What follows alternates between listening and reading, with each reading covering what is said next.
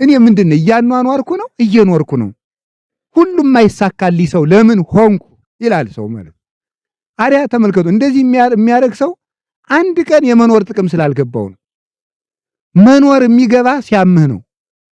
በሰላም መኖርህ ጥቅም እንደሆነ የሚገባ ስትታመም ትረዳዋለህ ማለት ነው። የመኖርህ ጥቅም ትርፍ አለው። ብትቆይ ነው የንስሐ ዕድሜ የምታገኘው፣ ንስሐ የምታገኘው። ባንቆይ ኖሮ አሁን 10 ዓመት አውደልድሎ ዘንድሮ ንስሐ የገባ ሰው ይኖራል። 10 ዓመት ይሄ እኮ ብትቆይ ነው ይሄንን ያገኘው ማለት ነው። በማውደልደል ዘመናችን ተቆርጠን ቢሆን ኑሮ ሲኦል ነበር ምንገባው። ያለ ፍሬ እንዳንቆረጥ እግዚአብሔር የጠበቀን ጥቅም የሰጠን የዕድሜ ጥቅም የሚገባን ሞት ሲመጣ ነው። ሞት ሲመጣ የዕድሜ ጥቅም ይገባናል። ረሃብ ሲመጣ የምግብ ጥቅም፣ ጦርነት ሲመጣ የሰላም ጥቅም፣ እርቃን ሲመጣ የልብስ ጥቅም። ማር ባይኖር ኑሮ እሬትን ማን ይንቀው ነበረ? መራራውን አይተን ነው ጣዕም ያላቸውን ነገሮች የምናደንቃቸው ማለት ነው። ስለዚህ ሰው ያለውን በእጁ ያለውን ነገር የሚገባው ሲያጣ ነው። እግዚአብሔር ደግሞ ያንን ነገር የብዙ ነገር ጥቅም በሀገር የመኖር ጥቅም አሁን ቀላል ይመስላችኋል እናንተ? ከጎረቤት ጋር መኖር ቀላል ይመስለናል። ተሰደው አሜሪካ አሁን ለእናንተ አሜሪካ ገነት የሚመስለው ሰው ይኖራል። አሜሪካ ሄደው ከጎረቤት ጋር ሻይ ጠጡ ቡና ጠጡ ተባብሎ 3 ቀን ማደር እንደ መንግስተ ሰማያት የሚናፍቃቸው ሰዎች አሉ። በሀገር መኖር የሚገባል፣ በሀገር የመኖር ጥቅም የሚገባል ስንሰደድ ስናጣ ነው። የወንድም ጥቅም የሚገባል ስንለያይ ነው። አብረን ስንኖር ወንድም እህት ደጀን እንደሆነ አይገባን። የእናት ጥቅም የሚገባን ስናጣት ነው። የአባት ጥቅም የሚገባን ስናጣው ነው። ሁሉን ነገር ስናጣው ነው።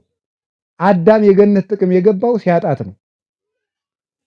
በእጁ ከተሰጠው ነገር ይልቅ ያልተሰጠው አንድ እንጨት ለአዳም ፈተና ነበረ።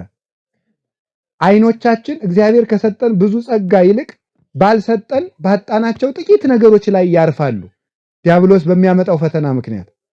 መልካም ሰው የሚባለው አይኖቹ በሌሉት ነገሮች ላይ እያረፉ እግዚአብሔርን የሚያማርር ያይደለ እግዚአብሔር በሰጠው ነገሮች ላይ አይኖቹን የሚያሳርፍ ሰው ተስፋውም ትልቅ ነው፣ መዳረሻውም ትልቅ ነው ማለት ነው።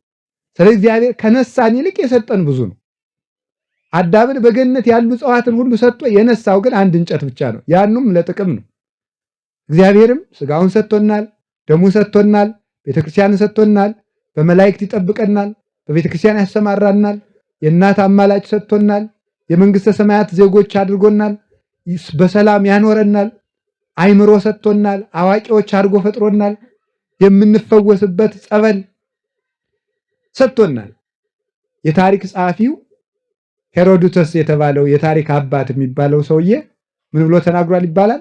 ስለ ኢትዮጵያውያን ሲናገር አንድ የተናገረልን ኢትዮጵያውያን የተከበሩ ህዝቦች ናቸው፣ ሰውነታቸውን የሚያድሱበት ቅዱስ ውሃ ያላቸው ህዝቦች ናቸው ይላል። ሰውነታችንን ዘይሄድሳ ከመንስር ለውርዙትከ ገባሬ ሳይል እግዚአብሔር ያረጀውን ሰውነታችንን የሚያድስ ቅዱስ ጸበል ያለን ቦታዎቻችን ሁሉ የተቀደሱ የተባረኩ ሀገራችን ኢትዮጵያ ናት እና የሀገር ጥቅምም እንዲገባን እግዚአብሔር ለጥቂት ጊዜ ሰላም ይነሳናል። በጤንነት ማኖሩ እንዲገባን ለጥቂት ጊዜ ጤና እንድናጣ ያደርገናል። በሄድንበት ሁሉ እንድንቅበዘበዝ እግዚአብሔር ይፈቅዳል። የሚፈቅደው ለምንድን ነው ካላችሁኝ፣ እንዲገባን ነው፣ እንዲረዳን ነው። ይህንን ለማድረግ ጌታ መከራ አምጥቶ ነበረ። በኋላ ወውእቱሰ ይነውም፣ እርሱ ግን ተኝቶ ነበር ይላል። እርሱ ግን ተኝቶ ነበረ። ለምንድን ነው የተኛ ነው? ለምንድን ነው የተኛ ሲባል አንደኛው ሰው መሆኑን ለማስረዳት ነው። ሰው መሆኑን ለማስረዳት ነው። ይህ ራሱን የቻለ ጥቅም አለው። በነገረ ድህነት አስተምሮ ውስጥ ሰው መሆኑን ማወቃችን ምንድነው ጥቅሙ ቢባል፣ እኛ በድለናል፣ ኃጢአት ሰርተናል።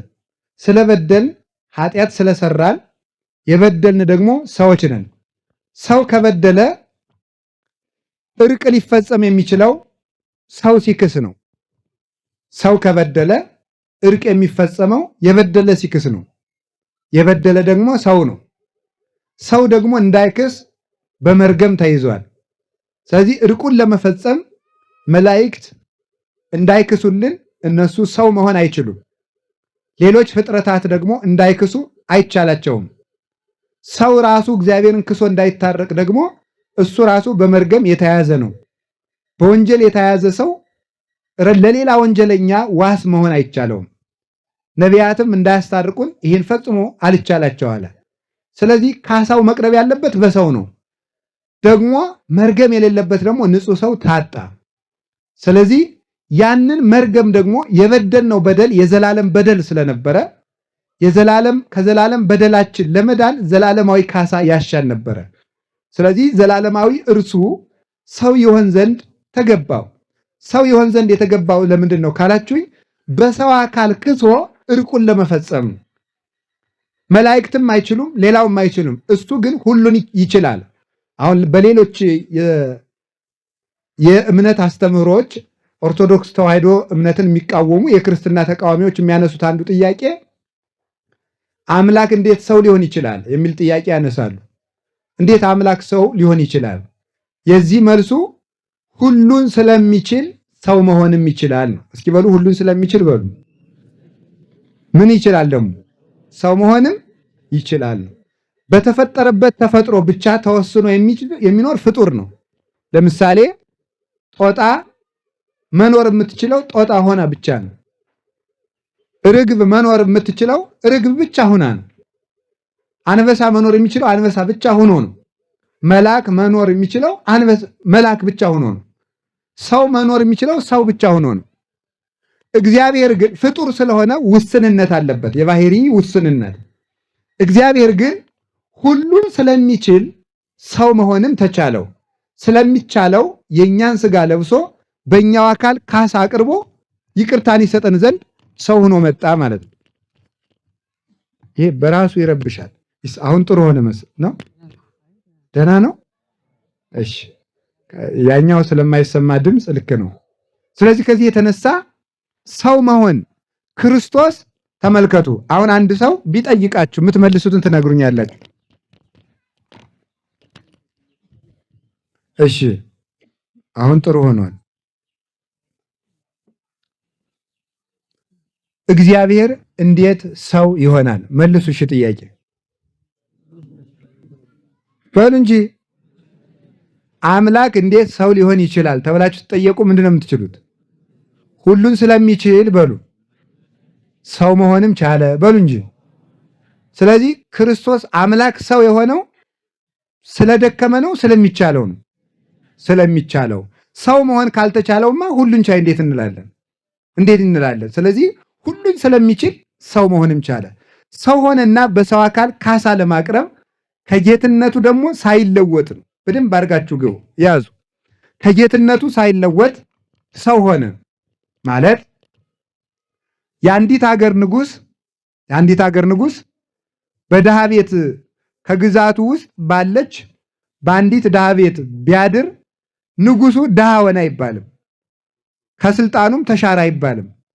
በግዛቱ ውስጥ ካለች ከአንዲት ድሃ ቤት ገብቶ ስራ ሰርቶ ጠብቆ መልሶ ወደ ንጉስ ወደ መንበሩ ቢሄድ ከድሃይቱ ቤት እያለም የሀገሪቱ ንጉስ ነው። ክርስቶስ በድሆች ልጅ በድንግል ማርያም ማህፀን ሲያድር ጌትነቱ ወደ ሰውነት አልተለወጠም፣ ባለጸግነቱ ወደ ድህነት አልተለወጠም፣ ኃይሉ ወደ ድካም አልተለወጠም። እፎ ቤተ ነዳይ ሀደረ ከመ ምስኪን እንዳለ እንደ ድሃ በድሆች ቤት ሲያድር በድንግል ማርያም ማህፀን ሲያድር አልተለወጠም። ሳይለወጥ ሰው ሆኗል። አሁን ልብ ብላችሁ ስሙ። በሰው ላይ የደረሱትን በሰው ኃጢአት ምክንያት ለሰው የሚገባውን መከራ እሱ ሲቀበላቸው ያን ጊዜ መከራዎች ሶበሰ ይፈራ እግዚእነ እሚተአተተ ፍርሃት እምኔነ ይላል ሳዊሮስ ዘአንጾኪያ። እሱ ባይፈራ ኑሮ ፍርሃት ከኛ አይርቅም ነበር ይላል። እሱ ባይፈራ ኑሮ ፍርሃት ከኛ አይርቅም ነበር። ባይራብ ኑሮ ረሃብ በእኛ ላይ እንደነገሰ ይቀር ነበር። ባይደክም ኑሮ እንደደከምን እንቀር ነበር። ባይታመም ሕማም በእኛ ላይ ጸንቶ ይቀር ነበር። ባይሞት ሞት በእኛ ላይ ነግሶ ይቀር ነበር። ስለዚህ መከራን ተቀብሎ አጠፋው ማለት ነው። መከራን ክርስቶስ ተቀብሎ አጠፋው። ባይቀበላቸው አይጠፉ ነበረ። የተቀበላቸው ለራሱ ካሳ ለመሰጠት ነው። ራሱ ክሶ ራሱ ይታረቀት ዘንድ በሰው አካል በበደልንበት በሰው አካል ካሳ ለማቅረብ ከኃጢአት ብቻ በቀር የሰው ባህሪ የሆነን ነገር ሁሉ ገንዘብ አድርጎ በሰው አካል እግዚአብሔር ከጌትነቱ ሳይለወጥ የማይለወጥ አምላክ ነውና ሳይለወጥ ሰው ሆኖ በሰው አካል ካሳ አቅርቦ በሰው ላይ የተፈረዱትን መከራዎች ሁሉ እሱ ተቀብሏቸው ከኛ ያስወግዳቸው ዘንድ መከራን ለመቀበል ሰው ሆነ። ከሰውነት ባህሪ ሰው የሰው ባህሪ ድኩም ከመሆኑ የተነሳ ከሚያደርጋቸው ነገሮች አንዱ እንቅልፍ ነው። ስለዚህ ጌታችን መድኃኒታችን ኢየሱስ ክርስቶስ በባህር ላይ ሲሄድ አንቀላፋ። ለምን ሲባል ሰው መሆኑን ለመግለጥ ነው።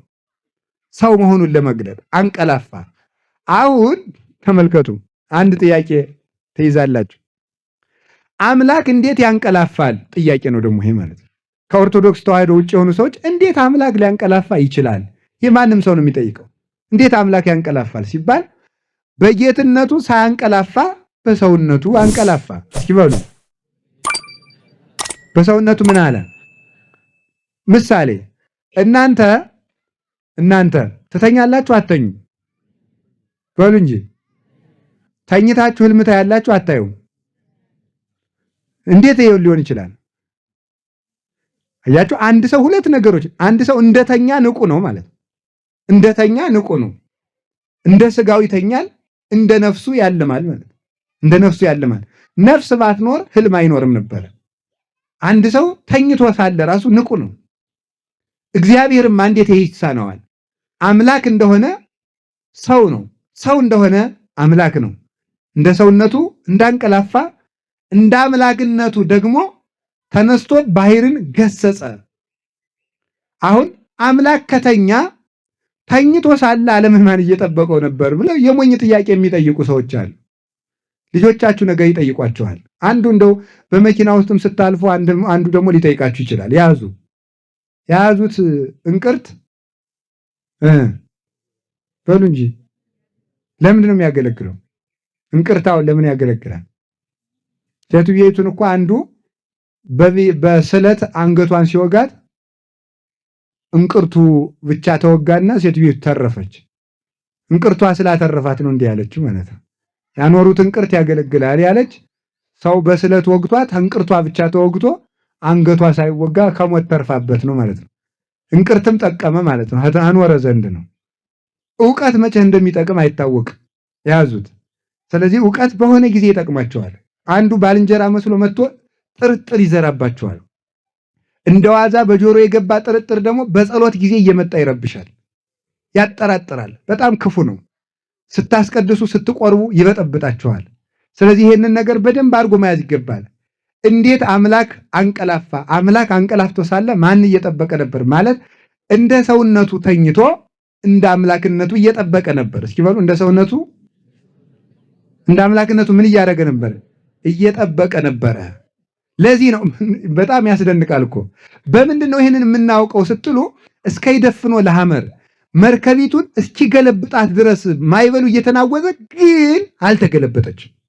አንድ ሁለተኛ ደግሞ ምን ይል ነበረ? ለምን ትፈራላችሁ ብሏል። ይኸውላችሁ በደንብ ያዙ። እምነት የጎደላችሁ ሆይ ለምን ትፈራላችሁ ያለው ለምንድን ነው? ዓለሙ ሁሉ በእኔ እጅ እንዳለ አታውቁም ወይ ማለቱ ነው። እኔ ብተኛም እኮ አምላክ ነኝ። ይህንን ለምንድን ነው የምትረሱት? ነው የገሰጻቸው ሐዋርያትን። የምትረሱት ለምንድን ነው? ከሱ ጋር እያለን ክፉ ያገኘንም የማትሉ ለምንድን ነው? እሱ ጋር እያለን እሱ ጋር ተሳፍረናል ብለን ከማን ጋር እንደተሳፈራችሁ አታውቁም ወይ? እኔ እኮ ነፋስን የፈጠርኩት ባህርን የፈጠርኩት የምገዛው እኔ ነኝ። ለምን ነው የምትፈሩት? ለምን እንዴ ተኝቶ ለምን ትፈራላችሁ? ባለ ምንድን ነው? ሰው ቢሆን ምንድን ትላላችሁ? አሁን አንድ ሰው ጀልባ ላይ ሁላችሁ ጀርባው ስጥም ብቅ እያለ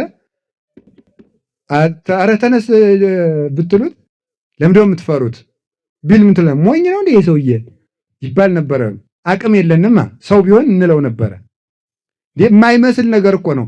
መርከቡ ሊገለበጥ እያለ ምን ትፈራላችሁ ማለት ምንድን ነው? ለምንድን የሚላቸው? እስከሚገለበጥ ቢደርስም መገልበጥ አይችልም እኔ ካላዘዝኩት። እኔ እኮ ፈጣሪ ነኝ እያላቸው ነው። እኔ ፈጣሪ ነኝ። አሁን ብዙ ጊዜ በዚህ በእስልምናውም ያሉ ወንድሞቻችን ያነሱታል። ኢየሱስ ክርስቶስ እኔ ፈጣሪ ነኝ ያለበት አንድ ቃል ከመጽሐፍ ቅዱስ ካሳያችሁኝ ዛሬ ክርስቲያን ሆናል። ይኸው ነግሬያለሁ። ዛሬ ሆን እስቲ። እንዲሁ እኮ ግሩም ነው በእውነቱ ማለት ነው። ለምን ትፈራላችሁ? እምነት የጎደላችሁ ለምን ትፈራላችሁ ማለት ባህርና ነፋሳትን የፈጠርኳቸው እኔ ከእናንተ ጋር እያለሁ ምን ያስፈራችሁን? ፈጣሪ ነኝ ማለት እኮ ይሄ ነው። ማስረጃ ነፋስን ፈጥሬዋለሁ፣ ተነሳና ጸጥ በል ጸጥ።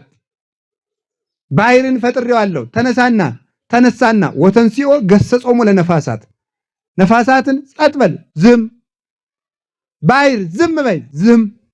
እንደፈለገ አድርጓታል። በጥምቀቱ ይከፍላታል፣ ይሰነጥቃታል፣ ያፈላታል። ከባህር ላይ ተነስቶ ደግሞ ይገስጻታል።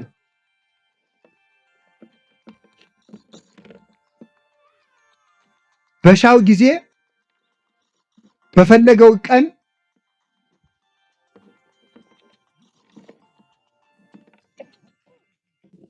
በፈለገው ቀን በባህር ላይ ደግሞ በእግሩ ይራመድባታል። በባህር ላይ እንዘ ኢይርህስ አገሪሁ እግሮቹ ሳይረጥቡ ነበር በባህር ላይ የሚራመደው።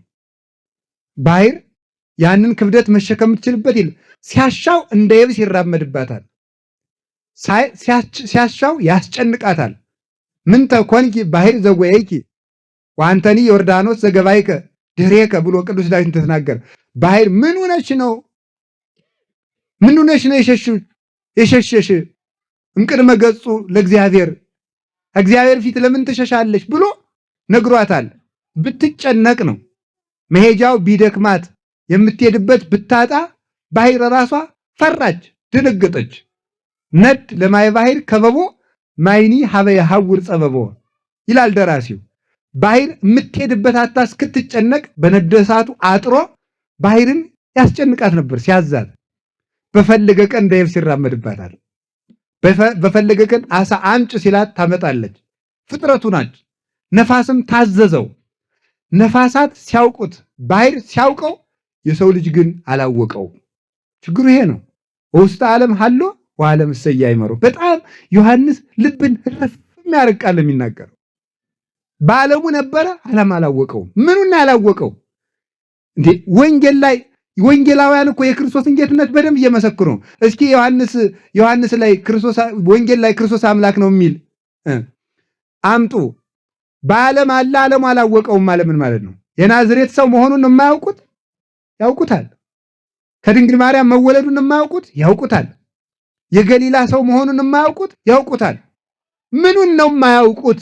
አምላክነቱን አያውቁትም ነበረ። ተመልከቱ። አባቴንም አታውቁም እኔንም አታውቁም ይላቸዋል። ምንድን ነው የማያውቁ? የዮሴፍ ልጅ ቢሆን ኑሮማ የዮሴፍ ልጅ አይደለም ሲሉት ነበር። አባቴን አታውቁም የሚለው ምኑን ነው? አብን አታውቁትም። ከባህሪ አምላክ የተወለድኩ የባህሪ አምላክ መሆኔን አታውቁም፣ እኔንም አታውቁም። ምንነቱን ነው የማያውቁት? አታውቁኝም እያሉት ዘይተአምር ዋቱም አባቴንም አታውቁም እኔንም አታውቁም የሚል ለምንድን ነው? እሱን የማያውቁት ኢየሱስ እንደሚባል አያውቁትም? ያውቁታል። ኢየሱስ የሚባል ስም ያለው በናዝሬት ያደገ ከድሆች መንደር የኖረ ከናዝሬት ወደ ገሊላ የሚመላለስ ሰው እንደሆነ ያውቁታል። ስሙን ኢየሱስ ነው ብለው ጠርተውታል። ስሙንም ካወቁት መልኩንም ካወቁት ያደገበትን ቦታ ካወቁት አታውቁኝም የሚላቸው ምኑን ነው? ፈጣሪነቴን አላወቃችሁትም፣ አልተረዳችሁኝም፣ አልገባችሁም እያላቸው ነበር። አጋንንት አውቀውታል። እዚሁ ላይ ማቴዎስ ምዕራፍ 8 ቁጥር 31 ላይ አለ። እዚሁ ላይ ዋስተውቁ አጋንንትም ለምነውታል። ክርስቶስ ወልደ እግዚአብሔር ሕያው ኢታጥፋነ ዘእንበለ ይብጽሕ ጊዜን እያሉ የእግዚአብሔር ልጅ ሆይ አታጥፋን እናውቃለን እያሉ አውቀውታል። ምድር ክርስቶስን አውቀዋለች። በሞቱ ጊዜ አለት ተሰንጥቋል። ሰማይ ክርስቶስን አውቆታል። ፀሐይ፣ ጨረቃ፣ ከዋክብት ክርስቶስን አውቀውታል። አህያ አውቆታል። ክርስቶስን አውቆታል በእውነቱ ማለት ነው። አድግኒ ላይምኒ አይመረ ዛጥሬዮ ወአድግኒ ምቅማሆ ወቤተ እግዚኡ እስራኤልሰ እያይመሩኒ ወሕዝቤሰ ይጠየቁኒ ስማ ሰማይ ወአጽሚ ምድር ውሉደ ወለድኩ ወአልሐቁ እሙንቱሰ አለውኒ ይላል ኢሳይያስ። ልጆችን ወለድኩ በረድኤት ጠብቄ አሳደግኩ፣ እነሱ ግን አላወቁኝም። በሬ የገዢውን ጋጥ አህያም ደፈጫ የሚቅምበትን አወቀ፣ እስራኤል ግን አላወቁኝምና ሰማይ መስክርልኝ፣ ምድር መስክርልኝ አለው። በሬ አህያ አወቁ፣ ቤተልሔም ላይ አመሰገኑት። ሰማይ ፈጣሪውን አውቆ አመሰገነ። ፀሐይ፣ ጨረቃ፣ ከዋክብት አመሰገኑ በማቴዎስ 27 እንደተጻፈ። ምድር አወቀችው፣ ሰው ግን አላወቀው። ይሄን ነው ያልታወቀለት ማለት ነው። ህዝቡ ራሱ አደነቁ። ነፋሳት የሚታዘዙለት ይህ ማን ነው? ታምርማ ነቢያት ሲያደርጉ የለምን ይላል። ነቢያት ቢያዙ ቢሰሩ በእግዚአብሔር ስም ነው። እሱ ግን አንሰ እብለክሙ ብሎ ነው፣ እኔ እላችኋለሁ ብሎ ተነስቶ በእግዚአብሔር ስም በሰራዊት ጌታ በእግዚአብሔር ስም ጸጥ በሉ አላለም። ተነስቶ ገሰጻቸው ነው። ጸጥ በል በስልጣኑ የሚያዛቸው እንደ ጌትነቱ ነው። ሲያስተምር እንደ ጌትነቱ፣ ታምራት ሲያደርግ እንደ ጌትነቱ፣ ድውይ ሲፈውስ እንደ ጌትነቱ፣ ሙት ሲያነሳ እንደ ጌትነቱ፣ አልዓዛር ናውጣ ብሎ በስልጣኑ ነው የሚያዘው ማለት ነው። ናውጣ ግን ምን ይላል? አስቀድሞ አልዓዛርን ከማስነሳቱ በፊት ወደ አብ ጸለየ ይላል። ወደ አብ ጸልዮ ሲያበቃ ግን ምንድን ነው የሚለው መሰላችሁ? ግን ይህንን ቃል አኩተከ አባ እግዚአ ሰማያት ወምድር አምር ከመተሰማኒ፣ ሁልጊዜ እንደምትሰማኝ ያውቃለሁ አለ። ይህንን ካለ በኋላ ወዘንተ እብል በእንተ እለ ይሰምዑኒ፣ ይህንን ቃል የምናገር ስለሚሰሙኝ ነው እንጂ ስለኔ አይደለም ይላል። ምን ማለቱ ነው? እኔ በጸሎት ታምር ማድረግ የሚያስፈልገኝ ታምር ለማድረግ ጸሎት የሚያስፈልገኝ ስለሆንኩ ሳይሆን የኔ ተከታዮች እንዳይታበዩ በጸሎት ታምራት ማድረግ እንደሚችሉ ለማስተማር ነው፣ አርአያ ለመሆን ነው እንጂ እኔስ በገዛ ስልጣኔ ያደርገዋለሁ ብሎ ሂዶ ና ውጣ ብሎታል። አባ አድህና ለነፍሴ፣ አባቴ ሆይ ነፍሴን አድናት ተጨነቀች። አባ አይልፋ ለዛቲ ጽዋ እምኔ፣ አባቴ ሆይ ይችን ቀን ይችን ጽዋ ከኔ ያሳልፍልኝ ትለፍልኝ ብሎ ደግሞ ይናገራል። ይቺ ጽዋ ከኔ ትለፍ ይላል። ይሄንን የሚናገር ደግሞ ሞትን ፈልጋችሁ አትግቡበት፣ ሞትን ፈልጋችሁ ደፍራችሁ አትግቡበት፣ ከሞት አድነን እያላችሁ መከራ ተቀበሉ እንጂ በድፍረት አትቀበሉ ለማለት እንዲህ አለ እንጂ በሌላ ቦታ ደግሞ ስታደርጉ ደግሞ እኔ ነፍሴን በገዛ ስልጣኔ እሰጣታለሁ። እስመ ብውሊተ አንብራሂ ወእሲማ፣ ነፍሴን ከስጋዬ ለመለየትም መልሼ አስነስቼ ለማኖርም ስልጣን አለኝ። አልቦ ዘይሃይደንያ እምዴ፣ ከጄ ነፍሴን ሊነጥቃት የሚችል ከቶ ማንም የለም ብሎ ዮሐንስ ወንጌል ምዕራፍ 10 ቁጥር 17 ላይ ይናገራል። ስለዚህ እሱ የባህሪ አምላክ፣ የባህሪ ገዥ፣ የባህሪ ስልጣን ያለው ፈጣሪ ነው። ይህንን ለማስረዳት ተነስቶ ነፋሳትን ገሰጻቸው። ብዙ ጊዜ ግን እምነት የሌላቸው ሰዎች ይህ አይታያቸውም እና ጌታችን ኢየሱስ ክርስቶስ ይህንን የምናይበትን አይነ ልቡና ያብራል። ተነስቶ ነፋሳትን ገሰጻቸው። ወኮነ አብይ ዛይን፣ ከዚህ በኋላ ታላቅ ጸጥታ ሆነ። ስለዚህ እንደ ሰውነቱ ተኛ በሉ አይዟችሁ። እንደ ጌትነቱ ምን አረገ? ነፋሳትን ገሰጻቸው በሉ እንጂ። ባህርን ገሰጸ። ድገሙት። እንደ ሰውነቱ ምን አለ? አንቀላፋ። እንደ አምላክነቱ ምን አደረገ? ነፋሳትን ገሰጻቸው። አሁን እነዚህን ሁሉ ነገሮች ይሄን የመሰሉ ነገሮች እንግዲህ አብራችሁ ይሁ ከዚህ ከቤተ ክርስቲያን ውጭ የሆኑ ሰዎች የሚጠይቋችሁ እንደዚህ አይነት ጥያቄ ነው። አምላክ ሰርግ ይጠራል ወይ? አምላክ ይደክማል ወይ? አምላክ ይሞታል ወይ? እንደዚህ ነው የሚሏችሁ። አምላክ ይጠይቃል ወይ? አልዓዛርን ይጠይቃል ወይ? ሳይጠይቅ ማወቁን ግን ይረሱታል ሰው እንደመሆኑ። ለምሳሌ እንዲህ ይላል፣ አይቴ ቀበርክምዎ ለአልዓዛር፣ አልዓዛርን የተቀበራችሁት ይላል የዮሐንስ ወንጌል ምዕራፍ 11 ላይ። ዝቅ ብሎ ደግሞ ብሎ ዮሐንስ 11 ዝቅ ብሎ አልዓዛርን የተቀበራችሁት ሲል ታገኙታላችሁ። 11 ቁጥር 1 ላይ ደግሞ ስትደርሱ ደግሞ ይላል አልዓዛር አርክነ ኖመ ወአሐውር አንቅሆ ይላል። አልዓዛር ወዳጃችን አልዓዛር አንቀላፍቷል፣ ልቀሰቅሰው ላስነሳው ሄዳለሁ ይላል። መሞቱን ካወቀ መቀበሪያው ይጠፋዋል እንዴ? ያውቃል። ግን ደግሞ ሰው ለመሆኑ ደግሞ የት ቀበራችሁት ይላል። ደግሞ እግዚአብሔር አዳም ያለበት ሳይጠፋው አይቴ ሀሎ ከአዳም እንዳለ ብሎ እንደጠየቀ ማለት ነው። ሲጠይቅ ታውቃላችሁ ይህ ምንድነው ብሎ ይጠይቃል። እይፈቅድ ይንግርው ወግዕዞ ለሰብ እስመ ለሊሁ ያአምሮ ሲባል ደግሞ እናገኘዋለን። የሰውን ፈቃዱን ሊነግሩት አያሻውም፣ እሱ ሁሉን ያውቃል። ዮሐንስ ወንጌል ምዕራፍ 2 ላይ ዋይመሮሙ እግዚ ኢየሱስ ከማንጎርጎሩ አይሁድ እንዳንጎራጎሩ ኢየሱስ ክርስቶስ አወቀባቸው የልባቸውን። ኢታንጎርጉሩ አልቦ ዘይክል መጽያ ሀቤ እመይሳሃቦ አቡዬ አባቴ ወደ እኔ ካልሳባችሁ በሌላ መምጣት አትችሉም፣ አታንጎራጉሩ እያለ የልባቸውን ለሆሳስ እንኳን ያውቅባቸው ነበረ ዮሐንስ ወንጌል ምዕራፍ 6 ላይ። ስለዚህ እንደ ሰውነቱ ያላወቀ ይመስላል፣ እንደ ጌትነቱ ደግሞ ሳይጠይቁት ያውቃል። እንደ ሰውነቱ ሰርግ ይጠራል፣ እንደ አምላክነቱ ውሃውን ጠጅ ያደርጋል። እንደ ሰውነቱ ይደክማል፣ ሃንካሳነ አርወፀ ይላል ሄሬኒዮስ በሃይማኖተ አበው። እንደ ጌትነቱ ደግሞ አንካሳዎችን እያረታ እንዲረጡ ያደርጋቸዋል፣ ሽባዎችን ይተረትራል። እንደ ሰውነቱ ተከሶ ዝም ይላል፣ እንደ አምላክነቱ ለዲዳዎች ቃል ይሰጣል። ለባህማን ኮኖሙ ቃለ ያለው ይሄን ነው። ለዲዳዎች ቃል ይሆናቸዋል፣ ለስውራን ምርጉዘ ለተሰበሩት ይጠግናቸዋል፣ የጎበጠችውን ያቀናታል። መስቀል ተሸክሞ ተጎንብሶ ደግሞ ይሄዳል፣ ይደክማል። ሁሉን በፈቃዱ አደረገ። ይህን ነው ሰው ሊያውቅለት የሚገባው ማለት ነው። በነገራችሁ ላይ በመጨረሻው ዘመን በ8ኛው ሺህ ከሚሰሩ ኃጢአቶች አንዱ የእግዚአብሔርን ውለታ መርሳት ነው።